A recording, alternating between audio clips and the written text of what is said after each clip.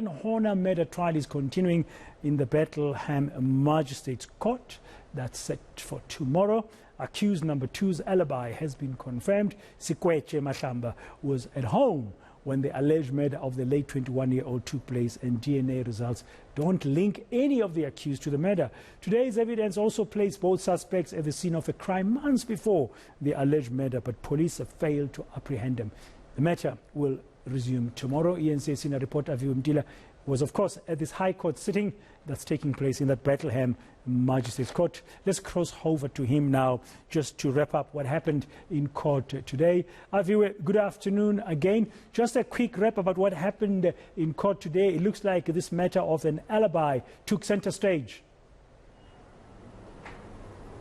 Yes, it did on the third day of the Brendin Horner murder case trial, Brendin, where basically both of the accused, the alibis, placing them at their homes. It's becoming impossible to prove the guilt of Sekola Mahlaletsa as well as Sikweche Mahlamba, the two accused of the murder of the 21-year-old farm manager. Now, you would understand that back in June already they were released on 5,000 Rand bail because the DNA results that came back did not link the two accused to the murder and the murder scene itself.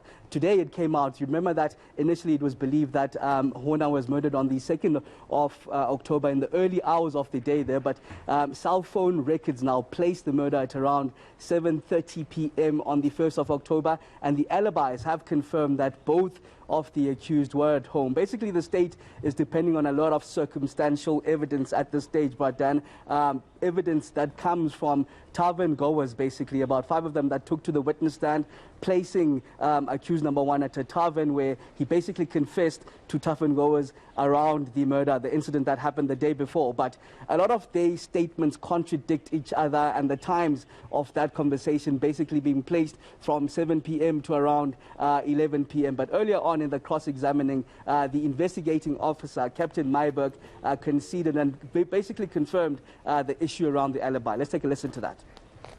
He was killed on the 1st of October between 7 and 8. You remember that, you read? Between 1900 and 1930. That is the timeline. That is correct. It's no longer now in the morning. Now, if you take that timeline, accused number 2 was at home with his wife. And in fact, the ex-girlfriend, I was made aware by state that they decided not to call her. It needs to be a call her. That at that time, they were both at home with accused number 2. Because according to her version, he only left 11 o'clock in the evening. So between that time that Mr. Horner was killed, accused number 2 was at home with a girlfriend. That is what he said in his statement. What do you say to them? That is correct, yes. That's correct. So therefore his alibi was confirmed. If that is the timeline. Now, Aviwe, in court, another issue that came up was about this incident that we understand took place months before this murder. What did the court hear about this one? It's an incident that took place on the 20th of March, at 7 months prior the murder of Brendin Horner. We do understand it's around stock theft, 2 sheep that were stolen, and in fact the allegations is that it was stolen by both of the accused. The state is trying to link the stock theft around this issue, but we do understand also that circumstantial evidence with the witnesses contradicting themselves a lot of the times when it comes to the time. In fact, the police officer that was called in on that day to go and attend to the scene says he knows both of the accused. When he arrived there, some 50 meters away from them, he called them out and they ran away. He did not go after them. He did not lay, we do understand, any charges. He did not write a statement at that moment, but only wrote a statement on the incident that happened 7 months later, on the 21st of October, basically after Brendin Horner had been murdered. In fact, it came out in a cross-examining of Sergeant Maseu. Let's take a listen.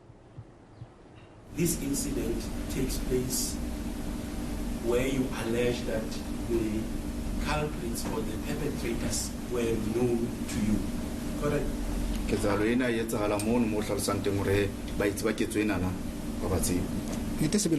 Correct.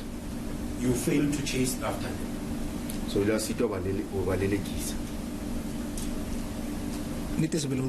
Correct. They are where they stay within the area known to you. Badula sebakeng se leng re wa se tseba. Nnete se be le buang. Correct.